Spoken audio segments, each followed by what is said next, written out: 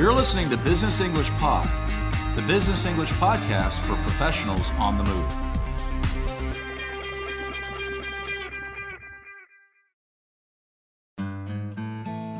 Business English Pod is turning 2, and to celebrate, we're giving away an iPhone each month to new premium members. All you have to do is purchase a 6 or 12-month premium membership during May or June of 2008. We'll hold a prize drawing each month, and the winner will receive a brand new iPhone. To learn more, visit www.businessenglishpod.com.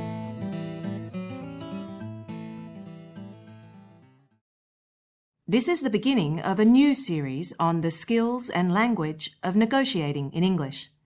Over the coming months, we'll explore the topic in a series of podcasts that examine several typical business negotiations and the language used in each stage of the process. Today's show is the first in a 2-part sequence on the fundamentals of negotiation strategy. We'll be hearing an interview with experienced management consultant Brian Fields. Brian discusses key concepts and important strategic considerations. The dialogue teaches us both useful vocabulary and helpful skills. As you listen, try to answer the following questions. The answers will be posted in a few days on our website at www.businessenglishpod.com. Listening questions. 1. What are the top mistakes people make in a negotiation? 2. What is a BATNA, or best alternative to a negotiated agreement? 3. What does Brian think about the idea of win-win negotiations?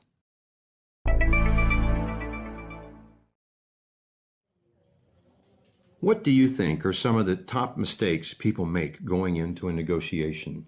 Well, a lot of the most common mistakes usually start before the negotiation even begins. How do you mean? For example, in the planning stages, there is often an overemphasis on price. Things like, should I put the first number on the table or wait for them to make the first move? Should I tell them what we really need, or should I include some bargaining chips that we can give away later? Aren't those things important? Yes, of course, but they are just tactical questions. None of them can be answered without developing a coherent strategy first. So what goes into building a strategy? There are several factors to consider. The first one is what you'll do if you don't come to an agreement. This is often called your BATNA, or best alternative to a negotiated agreement. Isn't that the same as your bottom line? Not necessarily. Your BATNA is what is already available, so your bottom line should be better. Otherwise, there's nothing to be gained from negotiation. That makes sense. And in determining the best alternative, we have to look at more than just the offers that we currently have on the table. And we have to take other factors into consideration than just the price. For example, there may be other ways to structure the deal. More potential buyers out there, or deal sweetness, such as payment in cash instead of credit. Is it all about maximizing your own benefit, or do you think there's anything to the idea of a win-win agreement?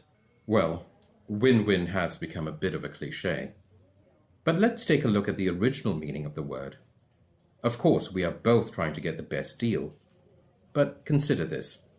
If I am selling and you are buying, and my bottom line is lower than the highest price you are willing to pay, then we call that overlap the zone of possible agreement. Reaching a compromise anywhere in that zone is a win-win solution. It's just a matter of swapping concessions to get there.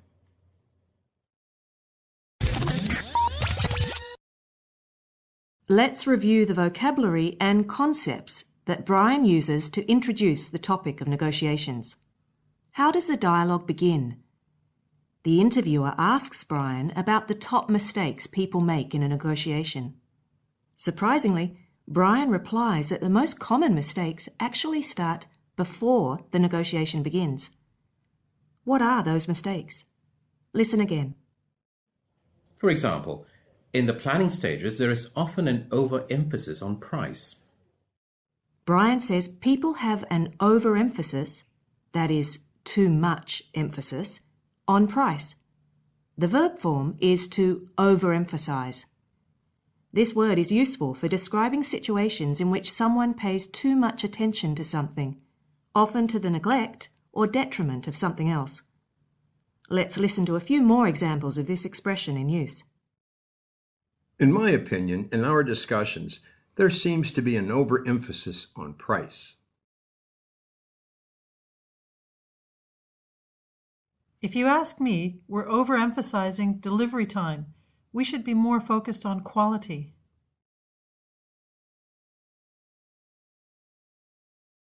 We have to be careful not to overemphasize minor factors.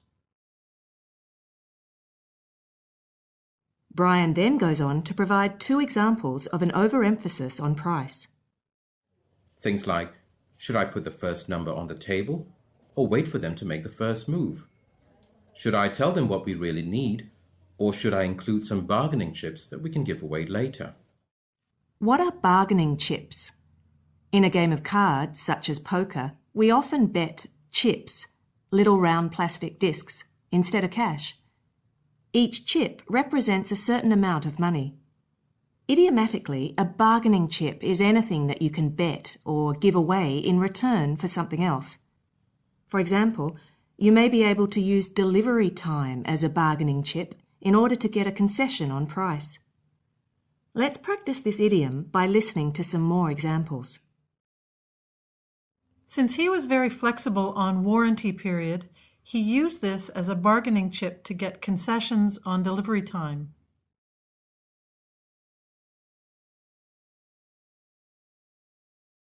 They are obviously using their good relationships with local government as a bargaining chip to try to negotiate exclusive rights to sell our product in this market.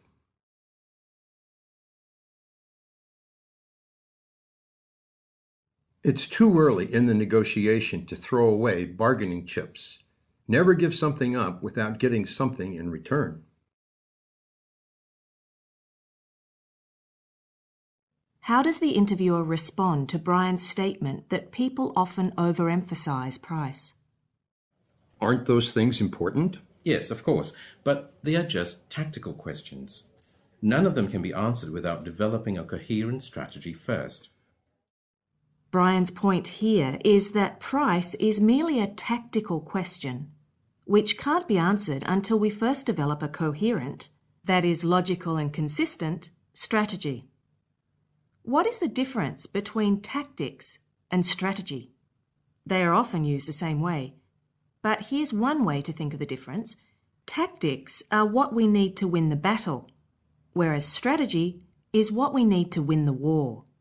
Tactics usually refers to details, whereas strategy often refers to general principles. Let's listen to some more examples of tactics and strategy. We always have to keep in mind our long-term strategy of building a good relationship. Tactical concerns include discount and delivery. Using this client to establish a relationship in this new market is more of a strategic concern.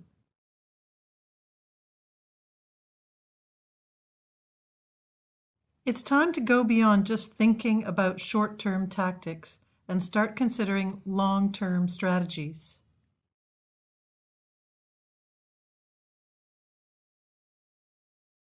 Next, Brian discusses an important factor in building a strategy, your best alternative to a negotiated agreement, or BATNA.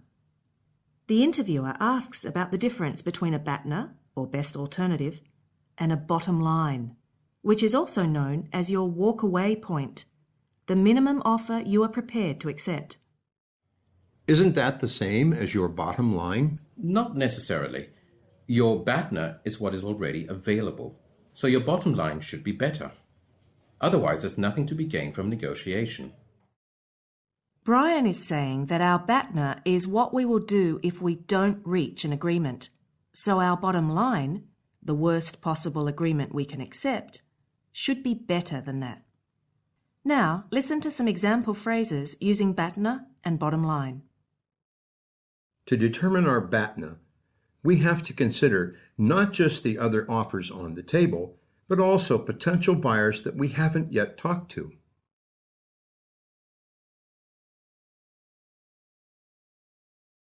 Before you can determine your bottom line, you need to put a value on your best alternative.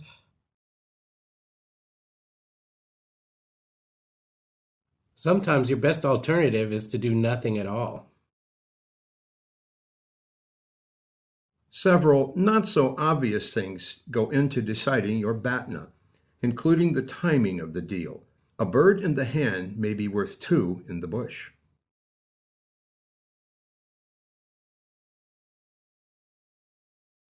The last example includes an idiom. A bird in the hand is worth two in the bush. This means that gains we have gotten now should be valued more highly than greater gains that are merely promised for the future. The difference between BATNA and bottom line should now be clear. But how do we determine our BATNA?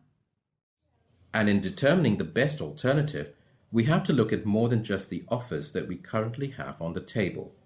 And we have to take other factors into consideration than just the price. For example, there may be other ways to structure the deal. More potential buyers out there, or deal sweetness, such as payment in cash instead of credit. As Brian points out, our best alternative is not necessarily the best offer we have on the table or we have received so far. Also, to decide our best alternative, we have to actually consider a number of factors besides just price. What are these other important considerations? The first one is how the deal is structured. That is, for example, credit terms, payment periods, legal aspects, and so on. Second, we may want to think about other potential buyers, not just the ones we have already contacted. Finally, there may be some deal sweeteners, which refer to factors beyond mere price that make an arrangement sweeter, that is, more attractive. Let's look at some example phrases with this last idiom, deal sweeteners. If we're going to get them to agree to our offer, we're going to have to think of some ways to sweeten the deal.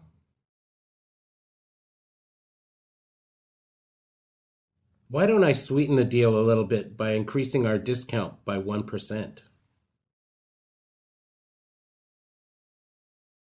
There's a variety of deal sweeteners that we can use to make buying our company more attractive. Next, the interviewer asks Brian what he thinks about the idea of a win-win negotiation. Brian replies that win-win has become a cliche. That is an expression that is used so much that it becomes meaningless. But then he encourages us to think about the actual meaning of win-win. Of course, we are both trying to get the best deal. But consider this. If I am selling and you are buying, and my bottom line is lower than the highest price you are willing to pay, then we call that overlap the zone of possible agreement. Reaching a compromise anywhere in that zone is a win-win solution. It's just a matter of swapping concessions to get there. What Brian is saying is that all negotiations, to be successful, must be win-win. If you are buying and I am selling, the lowest price I am willing to give you must be under the highest price that you are willing to pay. This area of overlap between our bottom lines is referred to as the zone of possible agreement. Any compromise we reach in that zone benefits both of us. We reach an agreement in this zone by swapping, that is trading, concessions. First you make a concession, then I make one, until we make a deal. Let's review agreement, compromise, and concessions with some example phrases. As you listen, pay attention to collocations, word partnerships between nouns and verbs. If there's going to be any agreement, it's necessary for one of us to make a concession. The only way to reach a compromise is to make a concession. The negotiation was finally successful when the other party backed down and compromised on a key issue.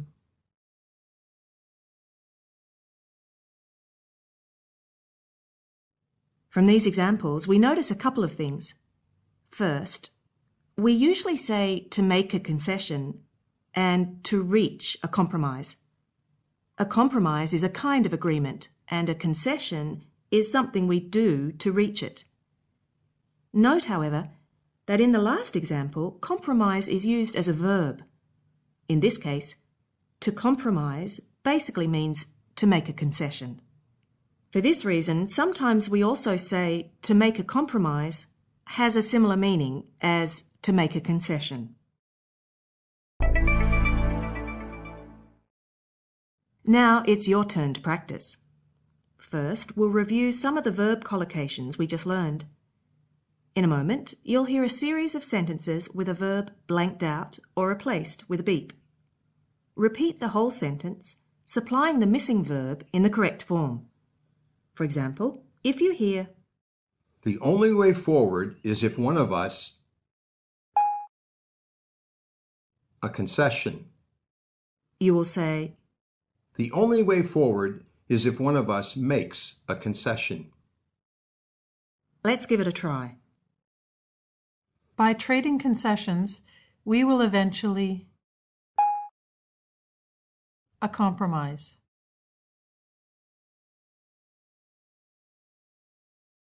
Answer.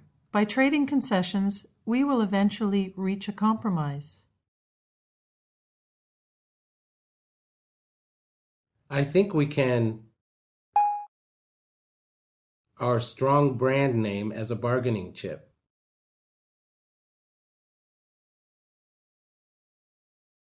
Answer. I think we can use our strong brand name as a bargaining chip. In last week's negotiation, a concession on price.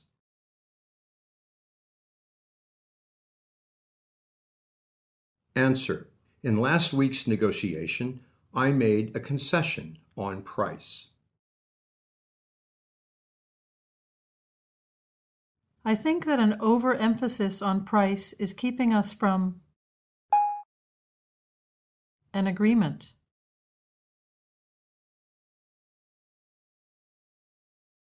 Answer. I think that an overemphasis on price is keeping us from reaching an agreement. Next, we'll use the same method to review key vocabulary. In a moment, you'll hear another series of cues. As before, one word is blanked out with a beep. Repeat each sentence, putting in the missing word. It's too early in the negotiation to throw away chips.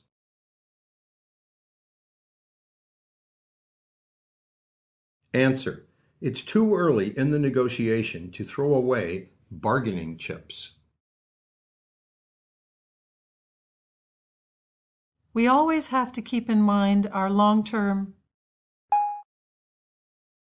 of building a good relationship.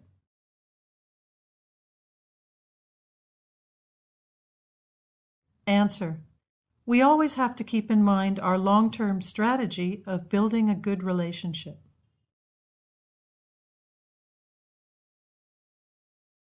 There's a variety of deal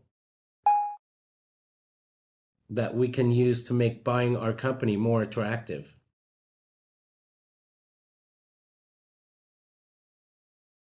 Answer. There's a variety of deal sweeteners that we can use to make buying our company more attractive.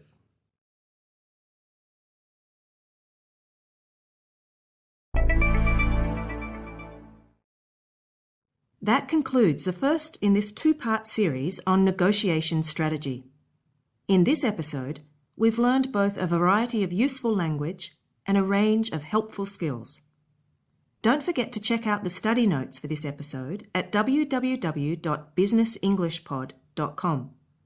There you'll find vocabulary explanations, language review exercises, and full transcripts of this and other episodes. Thanks for listening, and see you next time. Want to get more out of Business English Pod? Then go to www.businessenglishpod.com and sign up as a premium member. premium members can access detailed study notes and the new Phrasecast to practice all the useful language we feature today.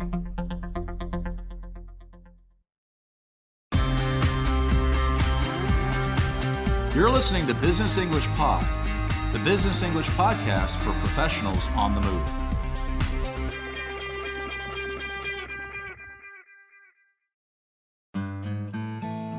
Business English Pod is turning 2, and to celebrate, we're giving away an iPhone each month to new premium members. All you have to do is purchase a 6 or 12-month premium membership during May or June of 2008. We'll hold a prize drawing each month, and the winner will receive a brand new iPhone. To learn more, visit www.businessenglishpod.com.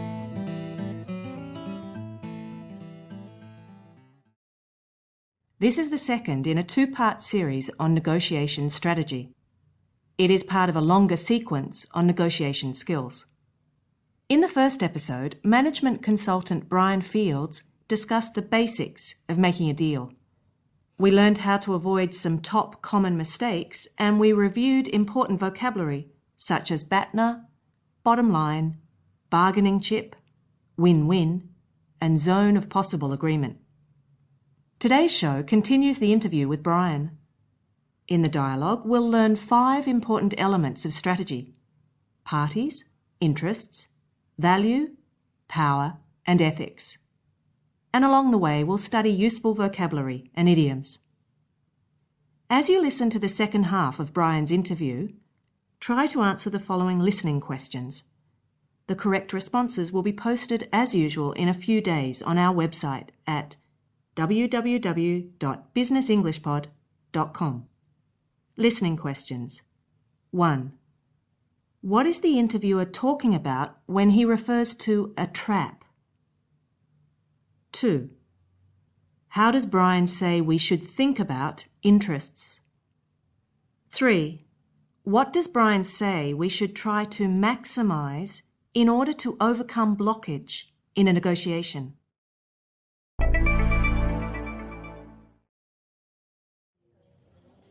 Okay, and are those the main things to planning strategy? Not by a long shot. There are several other things to consider.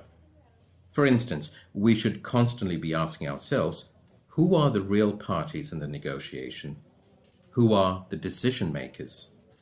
Sometimes the person sitting across the table from you is not the person in charge, or isn't who he seems to be. Right, I can see how that could be a trap. Absolutely. And another thing is to think creatively about interests. That means, what are their fundamental needs and priorities? A lot of people make the mistake of not considering carefully where their opposite number is coming from and what goals he has to accomplish. That has to do with benefits? Certainly. And it leads into a discussion of value. We are looking for synergy effects. That is, ways to make 1 + 1 equal more than 2. The question is, how can value be created? And who is likely to get it? We need to think outside the box. Can you give me an example? Well, for instance, you may be interested in buying my product because it contributes to the image of your store. Or you may want to acquire my business because it will help you control a key part of the market. There is much more to all this than a simple commercial transaction. Okay, so far we've only talked about positive things. What are the negatives that come up in a negotiation? There's certainly negatives as well. We often call these barriers. It's important to think of these not just in terms of obstacles that might prevent agreement, but much more subtly, as impediments to maximizing joint value. So, overcoming blockage is not just about making the deal. It's about maximizing value as well. That's right. And to do that, you have to watch out for the ways that various parties influence the negotiation process and its outcome. This kind of power to remove or set up barriers to agreement can be both a blessing and a curse. It seems to me that there's one last thing that hasn't come into the discussion so far, and that's, morally, what is the right thing to do? If you had asked that question to me 15 years ago, I might have laughed. But these days we think of ethics in broader terms to include the environment, corporate social responsibility, shareholder rights, and all these areas have a lot of potential value for companies.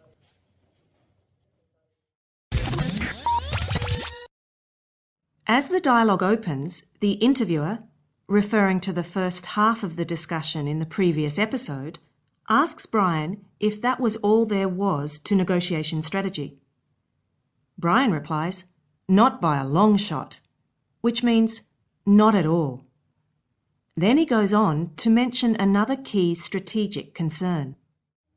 For instance, we should constantly be asking ourselves, who are the real parties in the negotiation? Who are the decision makers? A party to a negotiation is a person, group, or company that has an interest in the discussion. For example, in a typical sales negotiation, there are at least two parties, the buyer and the seller. Brian emphasises how important it is to determine who the real parties are. Who are the decision makers? That is, the people who have the final authority to make a decision, be it yes or no, buy or sell. He says, sometimes the person sitting across the table from you is not the person in charge. The interviewer refers to this as a trap, which in this case means a situation that leads us to waste time and energy or, in the worst case, causes us to fail. So determining the real parties, the decision makers, is the first strategy that Brian mentions. Let's listen to some more example sentences discussing this element of strategy. It's not always obvious at first glance who the decision makers are. Often there are more than just two parties to a negotiation. Deals may be complex, and we must also consider government or shareholder involvement.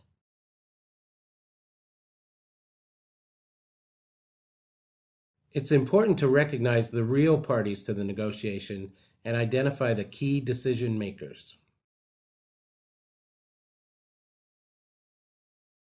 After interests, what is the next strategy Brian talks about? And another thing is to think creatively about interests. That means, what are their fundamental needs and priorities? A lot of people make the mistake of not considering carefully where their opposite number is coming from and what goals he has to accomplish. Here Brian emphasises the importance of thinking creatively or originally about the actual interests or goals of the parties to a negotiation. We must consider where they are coming from. That is, what their opinions and viewpoints are, what motivates and drives them. This idiom, where someone is coming from, is a useful oral English expression for discussing interests. Listen to some more examples of its use. I don't think I really understand where he's coming from on this issue.